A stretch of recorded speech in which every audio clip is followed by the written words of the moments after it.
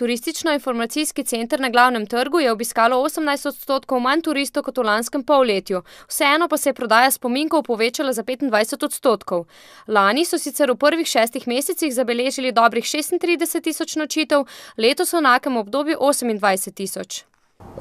V mestni občini Novo mesto predstavljajo Krkine destinacije, se pravi Šport hotel, Grad Otočec in Krka hotel v Novem mestu na Novem trgu več kot polovico nastanitvenih zmogljivosti in zabeleženih nočitev.